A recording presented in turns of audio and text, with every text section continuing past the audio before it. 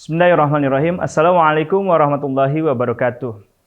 Alhamdulillahirabbil alamin. Asyhadu an la ilaha illallah wahdahu la syarikalah wa asyhadu anna Muhammadan abduhu wa rasuluhu la nabiyya ba'dah. Allahumma sholli ala Muhammad wa ala ali Muhammad kama shallaita ala Ibrahim wa ala ali Ibrahim innaka Hamidum Majid. Wa qala Allah ta'ala fi kitabil karim, a'udzu billahi samiil alim minasyaitonir rajim. Ya ayyuhalladzina amanu taqullaha haqqa tuqatih wa la tamutunna illa wa antum muslimun. Alhamdulillah, segala puji bagi Allah, Rabb yang maha luas, yang maha tinggi, yang maha hidup, yang maha berdiri sendiri. Allah yang maha memberikan rezeki, Allah yang maha memberikan kebaikan-kebaikan. Begitu pula malam ini kita masih diberikan nikmat iman, nikmat Islam, dan tentunya kita diberikan kesempatan untuk senantiasa memperbaiki diri, menjadi hamba Allah yang senantiasa menghambakan diri hanya kepada Allah Subhanahu wa taala. Salawat dan salam semoga tercurah dan terlimpah kepada junjungan kita, suri tauladan kita, Nabi besar, Nabi Muhammad sallallahu alaihi wasallam, kepada keluarganya, para sahabatnya, para alim ulama, dan seluruh umatnya yang kelak semoga kita termasuk di dalamnya. Dan kelak pun kita semoga mendapat syafaat di yaumil qiyamah. Alhamdulillah, sahabat-sahabat semua yang sama-sama mengharap pada Allah, bagaimana kabar antum semua? Semoga antum, kita semua senantiasa dalam keadaan sehat walafiat. Semoga kita semua senantiasa dalam lindungan dan pertolongan Allah Subhanahu wa taala. Kita tahu bahwasannya hari ini kita berhadapan dengan sebuah musibah. Bahkan musibah bukan hanya melanda kota kita tercinta ini, bukan hanya melanda negeri tercinta ini, tetapi musibah ini datang seluruh dunia, kepada seluruh umat manusia.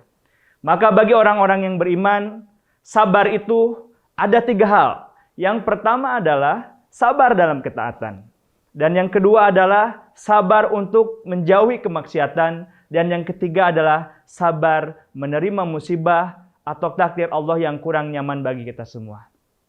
Sahabat-sahabat semua, sehingga kita berharap bahwasannya kita termasuk umat Rasulullah SAW yang senantiasa bersungguh-sungguh dalam ketaatan serta menjauhi kemaksiatan dan bersabar dalam setiap ujian kehidupan kita. Sahabat-sahabat semua yang sama-sama dimuliakan Allah, berbicara tentang manusia, maka manusia itu seperti halnya antum hari ini misalnya memegang gadget, memegang sebuah smartphone. Maka coba perhatikan, smartphone itu terdiri dari 2 unsur. Ada unsur hardware, perangkat keras, ada unsur software, perangkat lunak. Apa misalnya perangkat keras? Perangkat keras itu apa misalnya? Ada casingnya, ada kacanya, ada mungkin tombol-tombolnya yang sifatnya kemudian nampak gitu ya, terlihat, bersifat material. Itu pula yang kemudian yang disebut sebagai hardware itu rasanya tidak akan berfungsi apa-apa manakala tidak ada software atau perangkat lunak. Perangkat lunak itu adalah sistem operasi. Perangkat lunak itu adalah Android. Perangkat lunak itu adalah aplikasi-aplikasi yang selama ini kita gunakan. Ada WhatsApp, ada Instagram, dan sosial media yang lainnya.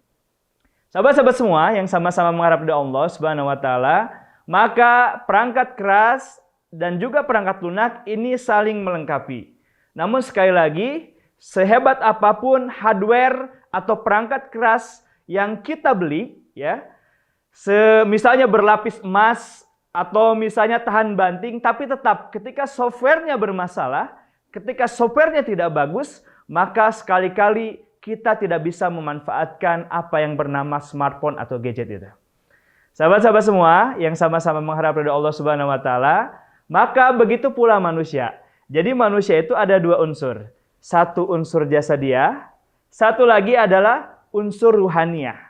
Satu yang sifatnya terlihat, ya, jasad kita, tubuh kita, yang hari ini antum saksikan, ana berada di depan antum, ini adalah jasadiah.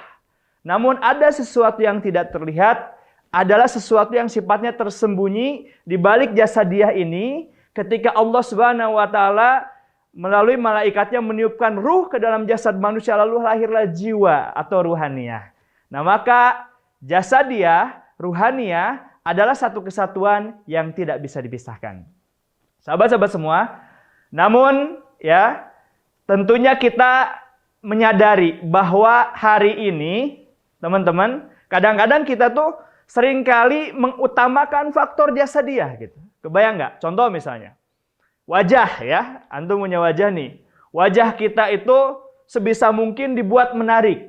Maka menjamurlah klinik-klinik kecantikan, ya, klinik-klinik kesehatan yang sifatnya jasadiyah. Bagaimana membaguskan wajah, membaguskan tubuh, dan membaguskan semua yang terlihat. Namun, yang jadi permasalahan seringkali kita tidak seimbang. Apa yang menjadi tidak seimbangnya adalah tentang bagaimana perhatian kita kepada faktor ruhaniyah, gitu ya. Contoh misalnya gini, kalau kita punya jerawat nih, ada jerawat dalam wajah kita, lalu kita bercermin. Teman-teman akan merasakan bagaimana. Wah, tiba-tiba gimana gitu ya. Malu, pengen menutupi, pengen dibersihkan, dan seterusnya gitu. Pengen benar-benar cepat-cepat sembuh gitu. Tapi, manakala ada noda atau ada kesakitan dalam unsur ruhaniyah kita, atau unsur jiwa kita, seringkali kita lupa. Bahkan kemudian kita cenderung melalaikan, biarin aja. Mungkin itu adalah faktor yang sekali lagi kita melihat yang materi tapi kita lupa kepada yang non materi, yaitu jasadiyah. Padahal kemudian Allah Ta'ala berfirman di dalam Quran surat Asy-Syu'ara ayat 88 dan 89, yauma la a'udzubillahi minasyaitonirrajim yauma la yanfa'u malu wala banun illa man atallaha biqalbin salim. Hari di mana harta dan anak-anak sudah tidak bermanfaat lagi, kecuali orang-orang yang menghadap kepada Allah dengan qalbun salim, dengan hati yang selamat. Sahabat-sahabat semua, ternyata kelak yang berhak berjumpa dan bertemu dengan Allah Ta'ala di surganya adalah orang-orang yang qalbunya selamat, hatinya selamat, hatinya sehat. Atau di ayat yang lain, kemudian Allah Ta'ala berfirman di dalam Quran surat Al-Fajr, di akhir-akhir itu, nanti teman-teman coba lihat di Al-Quran, Allah menyeru, a'udzubillahi minasyaitonirrajim, ya ayatuhan nafsul mutmainnah, ya gitu ya. A'udzubillahi minasyaitonirrajim, ya ayatuhan nafsul mutmainnah, ya ayatuhan nafsul mutmainnah, irji'i ila rabbiki radiyatan maradiyah fadkhuli fi ibadi wadkhuli jannati. Ya, ini adalah seruan yang indah dari Allah Ta'ala yang kelak kita akan bertemu, ya, kenikmatan terbesar di surga itu adalah bertemu dengan Allah. Lalu Allah menyeru kepada jiwa-jiwa yang mutmainnah. Jadi nafs atau jiwa, ini nanti inti daripada jiwa itu kolbu. Maka kolbu itu bagian daripada nafs atau jiwa tadi. Maka kolbun salim, ya, bahasa lainnya adalah jiwa mutmainnah atau nafsun mutmainnah.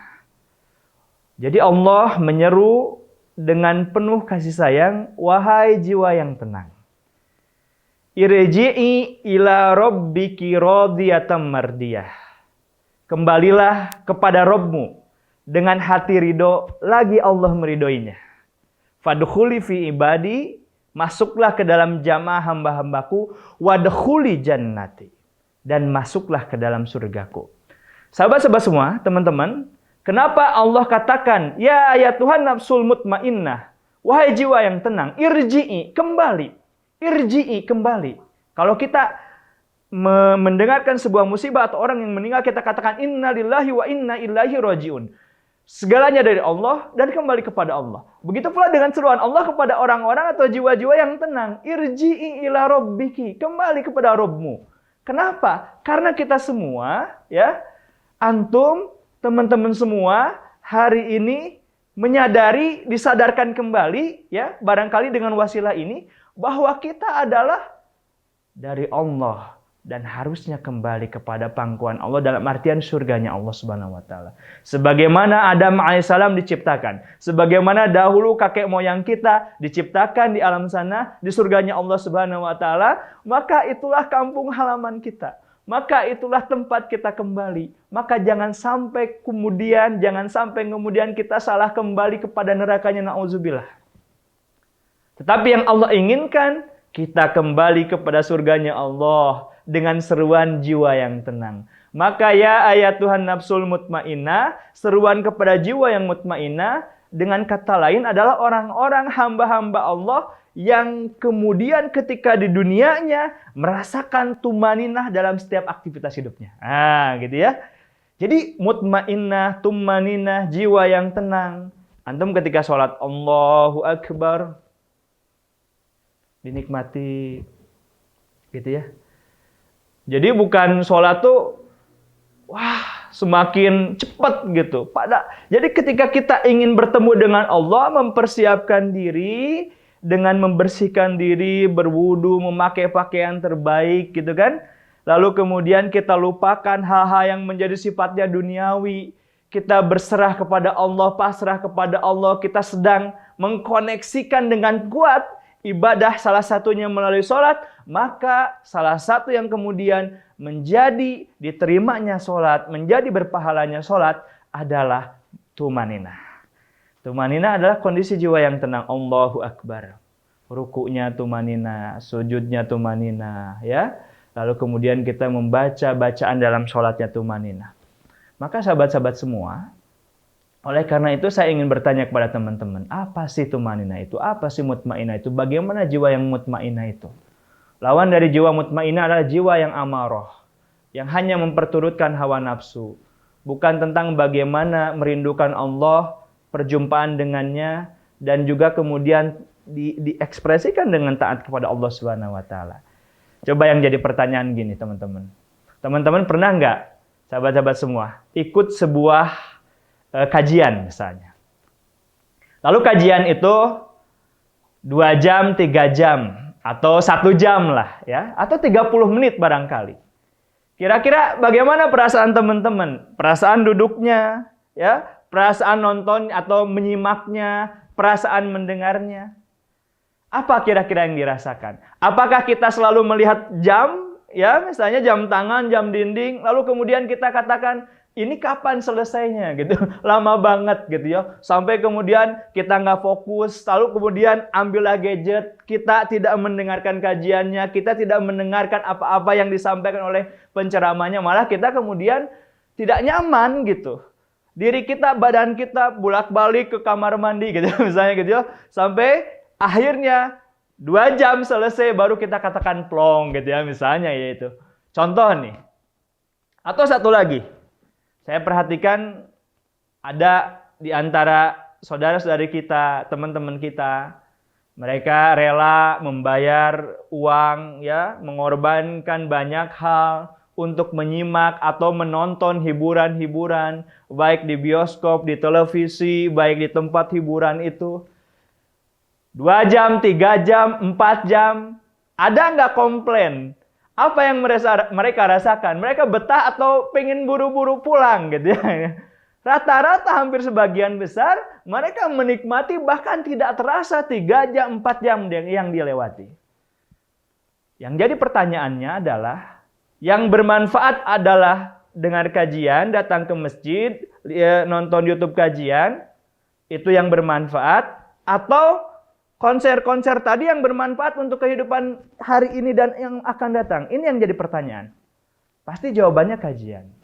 Insya Allah bagi orang yang beriman akan menjawab, oh ya kajian. Ya menyimak hal-hal yang bermanfaat, ini tidak bermanfaat. Ini seringkali gratis, ya, hanya perlu kita duduk saja di sebuah majelis taklim di masjid, bahkan diundang, diumumkan. Ini bayar sampai mengorbankan banyak hal, tapi tetap yang dinikmati yang ini. Ini cenderung tidak menikmati. Saya ada cerita lucu teman-teman. Suatu saat saya beserta teman-teman mengadakan atau ikut itikaf. Itikaf itu 10 hari terakhir. Lalu biasanya ada qiyamul lail gitu ya. Qiyamul lail itu 10 hari terakhir itu kan biasanya bareng-bareng gitu, berjamaah. Ada qori atau apa namanya imam yang bacaannya bagus biasanya. Dan minimal sekali untuk qiyamul lail berjamaah itu 2 jam gitu ya. Lalu kemudian kita bersama-sama lah ceritanya. Hari pertama, Allahu Akbar gitu ya. Selesai kan gitu ya. Setelah itu kita istirahat teman-teman, lalu ngobrol dengan teman yang baru pertama kali mengikuti. Saya tanya kepada beliau yang pertama kali mengikuti itu, gimana rasanya? Aduh Kang, kayaknya mah saya nggak akan pernah ikut-ikut lagi dulu gitu. Kebayang teman-teman, padahal qiyamul lail di 10 hari terakhir, tapi karena baru gitu ya, dan belum terlalu paham apa keutamaannya, teman saya yang baru ikut qiyamul lail itu bilang, saya kayaknya mah nggak akan ikut-ikutan yang gini dulu, katanya gitu ya. Kenapa? Cangkel, cina gitu, pegel gitu ya. Lalu saya tanyakan, pernah nggak berdiri nonton konser berjam-jam? Ini cuma sejam setengah paling kata saya, dan itu pun enak imamnya gitu ya, nyaman gitu bacaannya, benar bacaannya, nyaman bacaannya. Antum dengar bayar 2 jam, 3 jam, pernah nggak berdiri? Iya pernah. Cangkel tuh, pegel nggak? Enggak. Nah kan gitu ya. Yang salah teman-teman kira-kira saya tanya nih ke teman-teman nih, atau kita bermuhasabah. Kalau kita berdiri sholat, padahal itu pun ada rukunya, ada sujudnya gitu ya, tidak selamanya berdiri gitu. Sedangkan satu lagi, hal yang tidak berfaedah, nonton konser ya, apapun konsernya, sampai kemudian kita bertahan berjam-jam. Yang jadi pertanyaan, kalau kita pegel, itu teh yang pegel atau yang salah kakinya atau hatinya? Kebayang ya, kayak tadi nih duduk di bioskop, nah nonton, atau duduk di sebuah tempat antara nonton dengan menyimak kajian. Pasti yang nonton khusyuk, fokus gitu. Yang menyimak kajian, aduh, udah nggak nyaman, udah lihat jam dan seterusnya. Saya tanya sekali lagi, kita muhasabah nih teman-teman. Yang salah pantatnya atau hatinya? Yang sakit kakinya atau hatinya? Tadi ya, yang sakit badannya atau hatinya? Bahkan sekali lagi, kalau orang sudah terlanjur menikmati hobi, ya, senang, itu berjam-jam bahkan berhari-hari. Teman-teman saya ada yang rela pergi berhari-hari ke tengah lautan, meninggalkan keluarganya untuk sekedar mancing.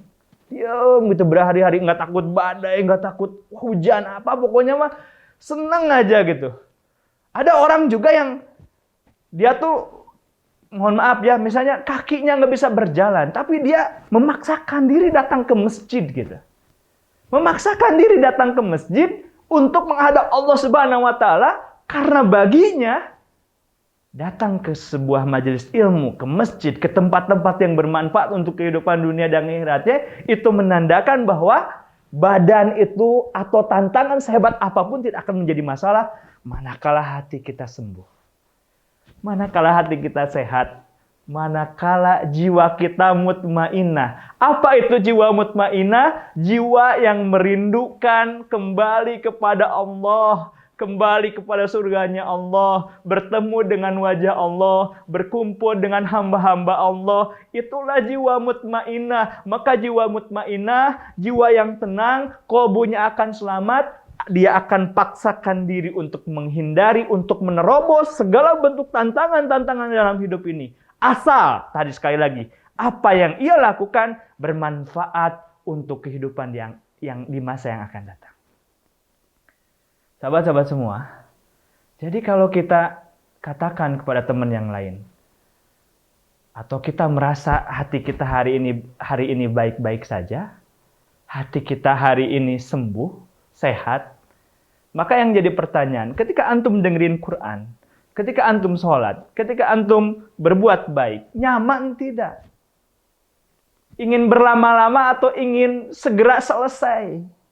Dalam sholat, dalam zikir, dalam baca Quran, dalam mendengar kajian ilmu, menikmati, atau kita hanya sekedar mendengar saja dari telinga, kemudian kita tidak tahu apa yang kemudian menjadi manfaatnya.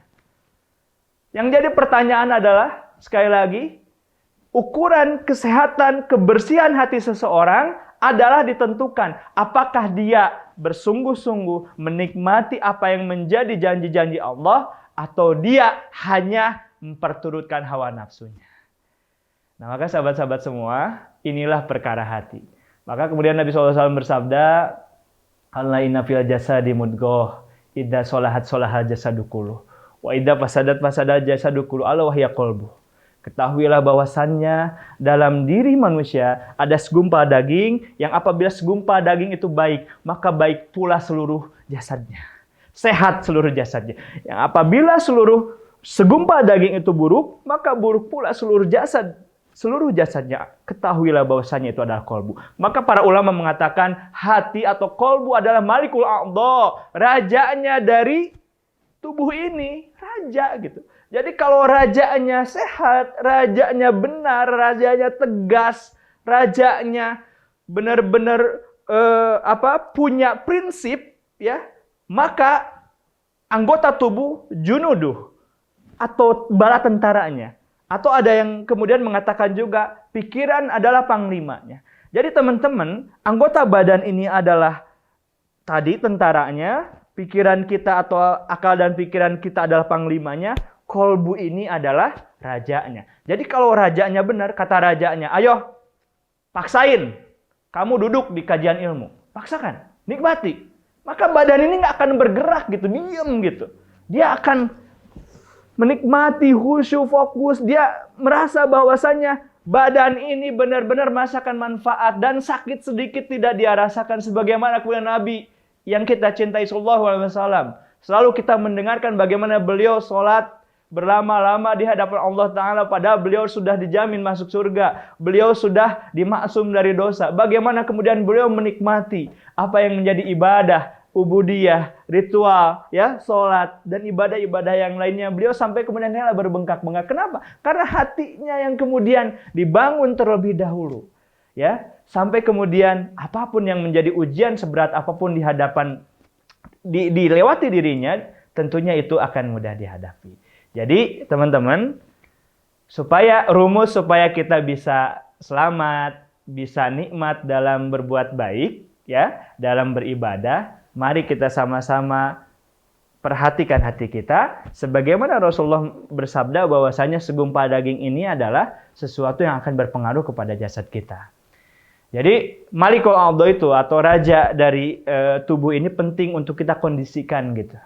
Ya, untuk kita bagaimana perhatikan gitu. Untuk kita bagaimana benar-benar menata, mengelola, membersihkan, menyembuhkan, supaya kita menjadi orang-orang yang kelak insya Allah man atallah biqalbin salim ila man atallah biqalbin salim. Gitu ya kata Allah. Kecuali orang-orang yang menghadap kepada Allah dengan hati yang selamat, atau bahasa lainnya adalah nafsun mutmainnah, jiwa yang tenang. Sahabat-sahabat semua, maka oleh sebab itu tentunya kita berharap bahwasannya hati kita, kolbu kita bisa sembuh, ya, dari segala bentuk kotoran-kotoran dan penyakit. Saya punya gambaran bagaimana cara instan, cara analogi ya, membersihkan kolbu atau membersihkan hati. Teman-teman, silakan misalnya ambil satu botol air mineral. Jadi ceritanya satu botol air mineral ini adalah ya kolbu kita yang berisi awalnya sesuai dengan fitrah, ya. Jadi kan setiap bayi yang lahir itu dilahirkan sesuai dengan fitrah, artinya bersih gitu. Nah, jadi hatinya itu bersih. Nah, manakala lahir ke dunia, beranjak dewasa, kemudian balik, ya, akil balik, maka disitulah mulai ada kemaksiatan-kemaksiatan yang dilakukan dengan matanya, dengan telinganya. Ibaratnya kemaksiatan itu adalah tinta yang hitam yang mengotori air tadi, gitu ya. Tes. Satu kemaksiatan, dua kemaksiatan, 100 kemaksiatan, 1000 kemaksiatan, terus tanpa kita sadari, ya. Nauzubillah, apalagi dosa-dosa besar misalnya, itu akan menggelapkan. Begitu kata Nabi, bahwasannya satu dosa adalah satu noda hitam dalam hati. Jadi terus-menerus menjadi titik hitam. Tek. Kira-kira yang jadi pertanyaan bertahun-tahun ini, bagaimana bentuk yang tadinya isi kolbu kita yang bening tadi menjadi apa? Menjadi hitam. Bagaimana cara membersihkannya? Ya harus disadari dulu. kita adalah manusia yang barangkali bermasalah hatinya. Artinya maksud saya gini, hati kita ini sedang kurang baik-baik saja gitu. Buktinya tadi hanya bersemangat ibadah itu ketika Ramadan. Di luar Ramadan semangat ke yang lain gitu kan gitu ya. Bahkan nauzubillah bermaksiat misalnya. Nah, maka teman-teman untuk kembali membersihkan kolbu ini tadi ya, kita perlu pertama menghentikan dulu tetesan tinta hitamnya. Nah, baru bersihkan, hentikan. Dalam artian hentikan kemaksiatan. Nah, baru setelah itu tambah dengan air yang bening sebanyak-banyaknya. Nah, ini yang dimaksud dengan amal soleh. Ilmu dan amal soleh. Kemaksiatannya berhenti, ilmu dan amal solehnya bertambah. Lama-kelamaan ini akan keluar kan yang hitamnya. Dan yang tersisa adalah air yang bening kembali, yang insya Allah itu adalah kolbu kita. Maka Nabi bersabda, kullu bani Adam khata' wa khairul khata'ina at-tawabun. Setiap Bani Adam itu pasti melakukan kesalahan. Pernah melakukan kesalahan. Dan sebaik-baik orang yang pernah melakukan kesalahan, mengotori hati tadi ya, bermaksiat, berbuat salah, at-tawabun. Yaitu orang-orang yang bertaubat. Maka taubat adalah amalan hati yang terekspresikan ke dalam amalan badan yang dicintai oleh Allah Subhanahu wa taala. Innallaha yuhibbut tawabin wa yuhibbul mutatahhirin. Sesungguhnya Allah mencintai orang-orang yang bertaubat dan mensucikan diri. Tadi kan itu. Maka mensucikan diri adalah atau mensucikan jiwa adalah sebuah perintah kepada kita agar jiwa yang kotor dengan dosa dan maksiat ini, dengan kesalahan-kesalahan kita yang datang melalui penglihatan dan pendengaran kita, yang datang lewat lisan-lisan kita, itu bisa kembali dibersihkan, kembali dihilangkan. Ketika sudah bersih, ketika sudah suci, maka jiwa ini tumbuh. Ketika sudah tumbuh, insya Allah kita hanya bersemangat dalam hal yang baik. Ya, gitu ya. Nah, maka kita menyimak surat Asy-Syams. A'udzubillahi minasyaitonirrajim. Wa nafsiu wa masawwaha, demi jiwa serta penyempurnaannya. Fa'alhamaha fujuraha wa taqwaha. Allah ilhamkan kepada jiwa itu dua kecenderungan. Jadi manusia itu ternyata sudah terilhamkan dua kecenderungan. Fujur, takwa. Fa'alhamaha fujuraha wa taqwaha. Allah ilhamkan kepada jiwa manusia kecenderungan satu kepada yang fujur, satu lagi sebaliknya kepada yang takwa. Qad aflaha man zakkaha, beruntung orang-orang yang mensucikannya. Wa qad khaba man dassaha, dan rugilah orang-orang yang mengotorinya. Jadi, perintah mensucikan jiwa, membersihkan hati adalah perintah Allah. Nanti kesananya disebut sebagai aflah, ya, orang yang beruntung, ya. Orang yang beruntung yang tadi yang membersihkan hati dari perkara-perkara fujur yang tersisa, yang mendominasi, ya, dalam dirinya menjadi potensi takwa. Nah, ini yang dimaksud dengan mensucikan jiwa, mensucikan hati adalah teman-teman, antum tekan potensi fujurnya, potensi buruknya, lalu yang ada yang mendominasi sekarang menjadi potensi takwa. Nah, potensi takwa ini insya Allah Ta'ala yang akan menumbuhkan sehingga membuat kita tergerak untuk hanya melakukan ketaatan dan lalu kemudian meninggalkan atau menjauhi segala bentuk kemaksiatan. Mudah-mudahan Allah berikan kekuatan kepada kita untuk menjadi pribadi-pribadi yang mentazkiyah diri, sehingga insya Allah Ta'ala dengan tazkiyah itu kita bisa tumbuh dan menjadi orang-orang yang bertakwa. Sebagaimana tadi di awal disebutkan, ya ayyuhallazina amanu taqullaha haqqa tuqatih wa la tamutunna illa wa antum muslimun. Barakallahu fikum. Sahabat-sahabat semua yang sama-sama mengharap dari Allah Ta'ala, tentunya kita sekali lagi bertanya tentang bagaimana indikator bahwasanya hati kita sedang sehat atau sakit. Maka jawabannya ada di apakah kita menikmati bersemangat dalam beribadah kepada Allah atau bermalas-malasan.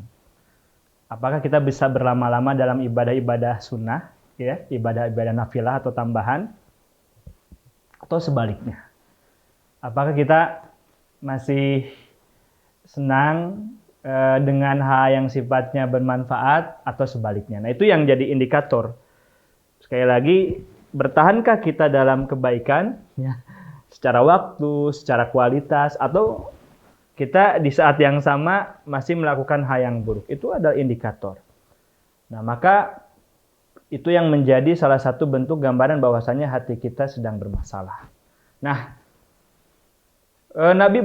para ulama kemudian menggambarkan tentang sebenarnya ada dua penyakit hati. Satu syubhat, dua syahwat. Syubhat ini adalah keraguan-raguan atas apa yang Allah janjikan, atas apa yang Allah turunkan gitu ya. Ragu itu nanti kesananya orang na'udzubillah misalnya berbuat kesyirikan. Kenapa berbuat syirik? Karena ragu bahwa Allah ahad gitu ya. Allah adalah yang esa misalnya. Atau ada orang-orang yang ragu kepada Allah yang maha memberikan rezeki, maka dia berbuat atau meminta rezeki kepada makhluk misalnya, kepada benda dan seterusnya. Itu syubhat, penyakit jiwa atau penyakit hati. Pertama syubhat, nanti akan ada turunannya. Nah, yang kedua adalah syahwat. Syahwat itu adalah hawa nafsu yang cenderung kepada dunia. Maka dari dua kategori ini muncullah hasad, muncullah dengki, iri hati, pendendam, apalagi misalnya ya marah yang berlebih, kecewa yang berlebih, sedih, galau, gagal move on, dan seterusnya. Jadi gagal move on, kegalauan ya yang sering melanda anak-anak muda ya, mungkin teman-teman salah satunya, itu adalah dikarenakan ujungnya dari dua penyakit besar tadi.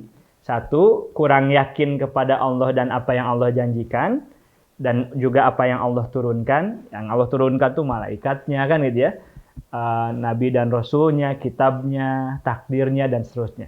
Nah, yang kedua adalah tentang bagaimana hawa nafsu yang berlebihan. Jadi hubudunnya gitu.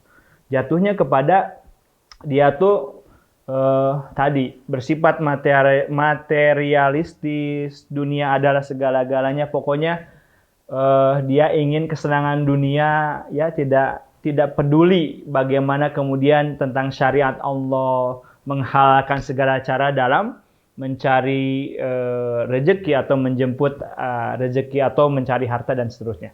Teman-teman sekali lagi, jadi orang yang tingkat keraguannya tinggi atau kurang yakin kepada Allah dan apa yang Allah janjikan, dia pasti kemungkinan syahwatnya tinggi. Ya. Karena ragu, maka tadi kan menghalalkan segala cara gitu. Menghalalkan segala cara untuk memuaskan hawa nafsu seksnya, misalnya na'udzubillah. Contoh ya.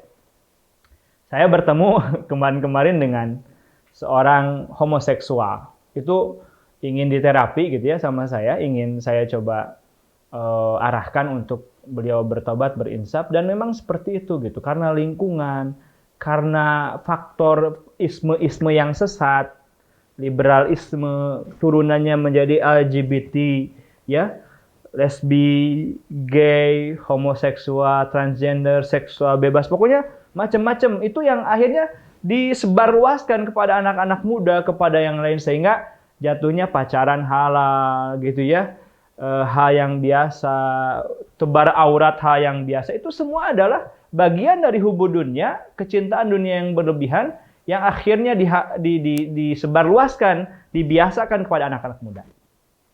Teman-teman, maka sekali lagi, itu adalah dua penyakit besar jiwa manusia.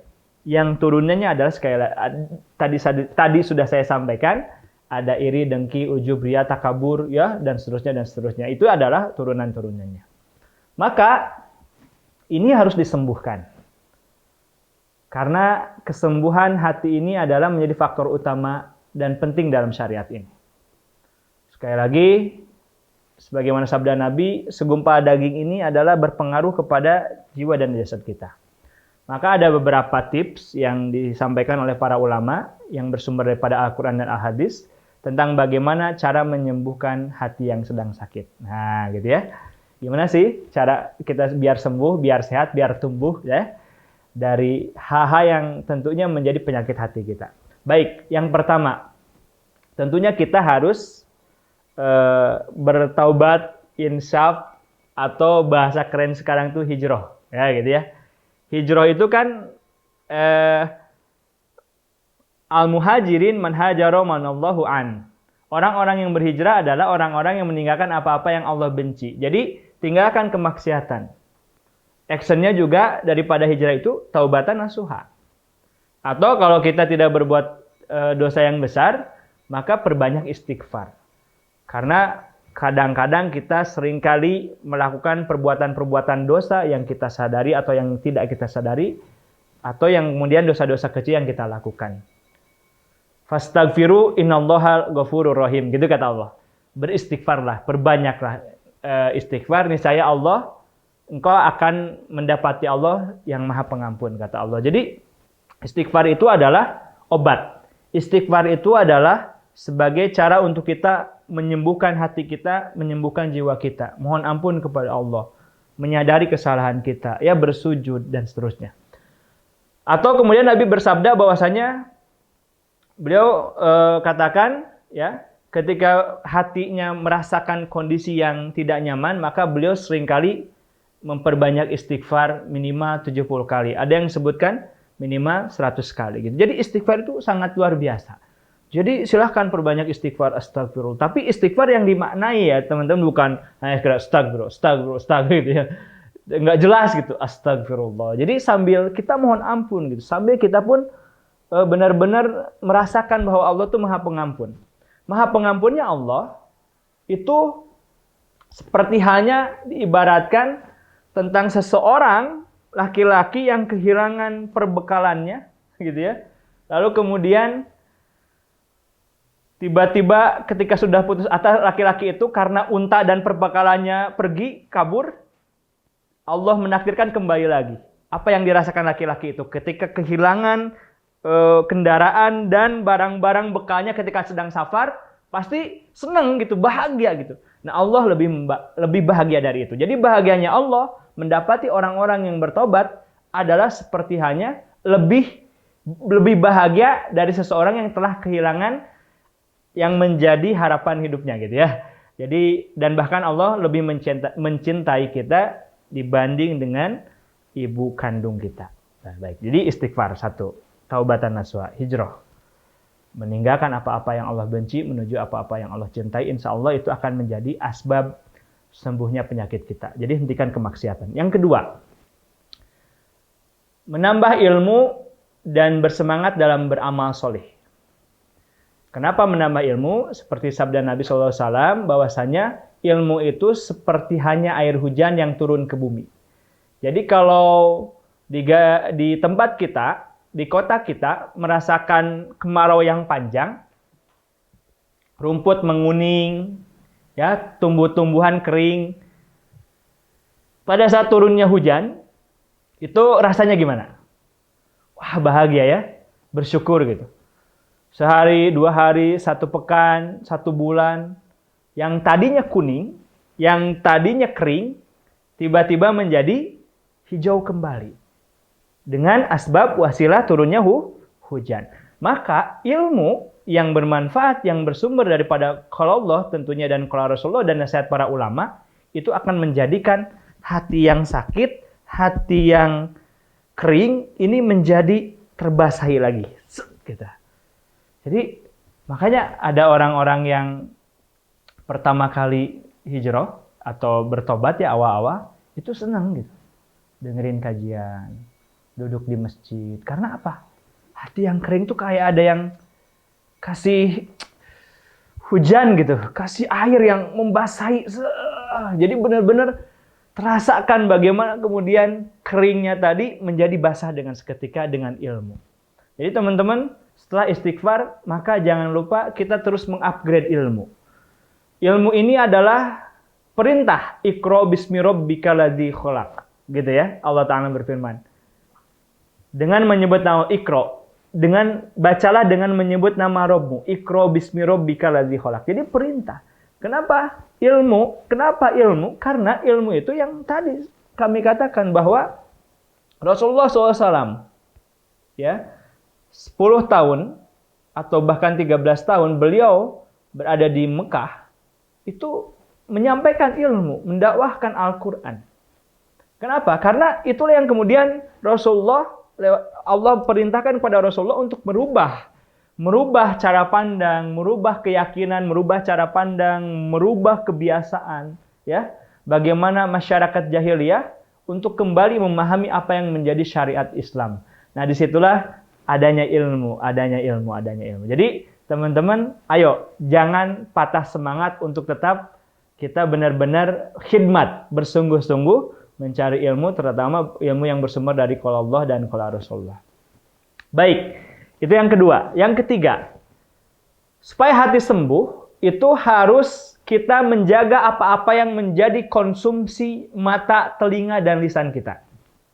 Nah, gitu ya. Teman-teman, kalau kita nih hari ini buka Instagram, buka FB, buka macam-macam yang menjadi sosial media, itu kayaknya banyak hal-hal yang apabila kita tidak benar-benar menjaga, bersungguh-sungguh dalam membersihkan hati, pasti itu jatuhnya mengotori hati. Kalau hati sudah kotor, sakit lagi. Jadi kapan kita sembuhnya, kapan kita tumbuhnya kalau kita tidak menjaga apa yang menjadi lisan kita, apa yang menjadi mata kita, apa yang menjadi telinga kita. Sehingga Nabi SAW bersabda, la yastaqimu imana wa abdin, ya gitu ya, tidak akan istiqomah iman seorang hamba. La yastaqimu imanan wa abdin, hatta sampai yastaqima qalbuhu, sampai lurus istiqomah kolbunya. Lalu kemudian dilanjutkan oleh Nabi SAW, wala yastaqimu qalbuhu hatta yastaqima lisanuhu. Jadi tidak akan istiqomah lurus iman seseorang hamba Allah manakala hatinya tidak istiqomah atau tidak lurus. Tidak akan lurus atau tidak akan istiqomah hati seorang hamba Allah manakala lisannya tidak lurus gitu. Jadi kesimpulan para ulama dari hadis tadi, teman-teman semua, bahwa mata, telinga, dan lisan ini menjadi pintu gerbang. Apakah seseorang sehat hatinya, menjadi sehat hatinya, atau tidak sama sekali, atau menjadi penyakitan gitu ya. Karena apa? Karena kalau badan itu makannya lewat mulut, ya makan apapun, baik makanan sehat ataupun makanan tidak sehat. Nah, hati, jiwa, kolbu, makannya lewat telinga, mata, dan lisan. Maka hati-hati. Hati-hati dengan apa yang dilihat, hati-hati dengan apa yang didengarkan, hati-hati dengan apa yang diucapkan. Karena sekali lagi, itu akan menjadi sesuatu yang apakah menumbuhkan, mensucikan jiwa kita, atau sebaliknya. Maka mendengar kajian, membaca Quran, bersyiar, menyampaikan kebaikan, itu tentunya secara langsung akan mempengaruhi kondisi hati kita untuk bisa lebih sehat. Maka mulai hari ini, berniat yang baik-baik, berpikir yang baik-baik, melihat yang baik-baik, berucap yang baik-baik, mendengar yang baik-baik, lakukan kebaikan. Nah, gitu ya. Baik, teman-teman. Jadi, itu yang selanjutnya, gitu ya. Yang akan menjadi penyembuh hati, hal yang lainnya adalah perbanyak baca Al-Quran. Sebagaimana kemudian Allah Ta'ala berfirman, di dalam Quran surat Yunus ayat 57, A'udzubillahi minasyaitonirrajim. Ya ayuhan nasu qad ja'akum mau'izatun mir rabbikum, ya, wa huda wa syifa'u lima fis sudur. Jadi kalau nggak salah redaksinya gitu, tapi kurang lebih artinya adalah, wahai manusia, bahwasanya telah datang peringatan dari Tuhanmu yang menjadi obat dari setiap penyakit yang ada di dalam dada dan juga menjadi rahmah dan juga petunjuk gitu. Jadi ternyata Al-Quran ini, baik kita mengerti ataupun kita tidak mengerti atau belum mengerti secara pemahaman, itu otomatis kalau didengarkan dan dibaca berpahala, selain itu menyembuhkan penyakit. Gitu. Jadi kalau kita baca dulu nggak masalah, baca. Nah itu insya Allah akan menyembuhkan penyakit dunia dan penyakit akhirat. Jadi kalau penyakit dunia itu lebih ke jasadiah, kalau penyakit-penyakit akhirat kan kolbu tadi. Tapi prinsipnya, insya Allah yang namanya kalam Allah ini akan menjadi asbab sembuhnya penyakit-penyakit hati kita. Jadi perbanyak baca Quran, Perbanyak dengarkan Quran, dan kesananya tentunya mentadaburi Al-Quran. Ya, gitu ya. Teman-teman, yang selanjutnya adalah supaya hati kita sembuh, kita harus mencari lingkungan yang baik, yang soleh, yang memotivasi. Kenapa? Karena seseorang itu tergantung agama temannya. Artinya apa? Agama itu kan ya isinya tentang bagaimana sesuatu yang mengatur jiwa manusia, kehidupan manusia, ketaatan kepada Allah. Jadi kalau agama teman-temannya kurang baik, ya otomatis mempengaruhi hatinya menjadi tidak baik dan menjadi kurang baik. Dan yang terakhir, teman-teman, tentunya yang tidak boleh dilupakan adalah supaya hati kita sembuh, sehat, perbanyak zikir dan doa. Maka ada zikir atau doa yang diajarkan oleh Nabi SAW. Ya muqallibal qulub, sabit qalbi ala dinik. Wahai yang maha membolak-balikan hati, tetapkanlah hati ini dalam agamamu. Ini adalah gambaran teman-teman mencari ilmu, bergaul dengan orang yang soleh, gitu ya. Kemudian juga perbanyak baca Al-Quran, datang ke majelis-majelis ilmu yang bersumber daripada qala Allah, qala Rasulullah, nasihat para ulama. Kemudian apalagi tadi kita menjadi pribadi yang senantiasa beristighfar, bertaubat, menghentikan kemaksiatan, perbanyak amal soleh, terutama kalau yang diajarkan tentang bagaimana membersihkan hati itu adalah, ya yang lain adalah sarana penyucian hati, tapi utamanya adalah sholat, ya, sholat malam juga, dan juga saum. Itu insya Allah membersihkan hati. Dan jangan lupa yang menjadi utama kita, fokus kita setelah itu adalah kita harus menguatkan dengan memperbanyak doa. Ya Allah yang membolak-balikan hati, tetapkanlah hati ini dalam agamamu. Ya muqallibal qulub, sabit qalbi ala dinik.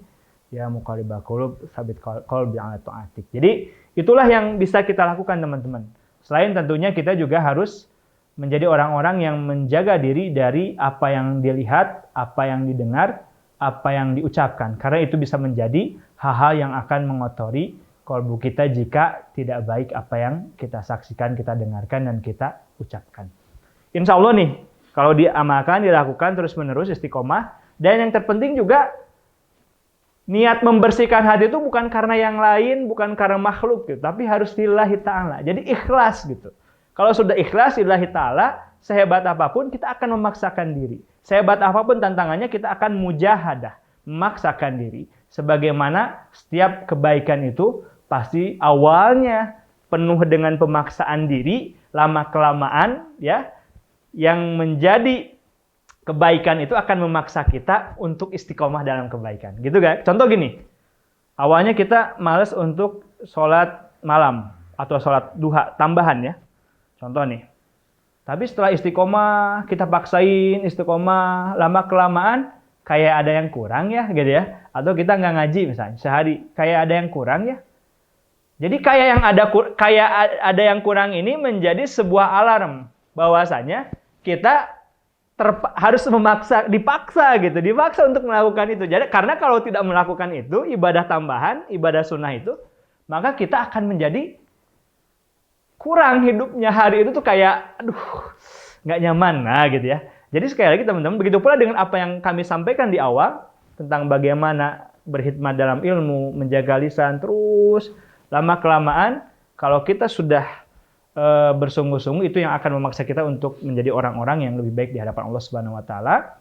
Dan juga sekali lagi, sebagaimana kita bermohon kepada Allah, innamal a'malu bil khawatim, begitu kata Nabi SAW, setiap amal itu tergantung akhirnya. Maka mumpung Allah kasih kesempatan, yuk sama-sama kita bersihkan hati, ya, bersihkan pikiran, dan bagaimana kemudian berbuat yang terbaik agar kita menjadi hamba-hamba Allah yang layak diseru, yang punya jiwa tenang atau yang punya qalbun salim.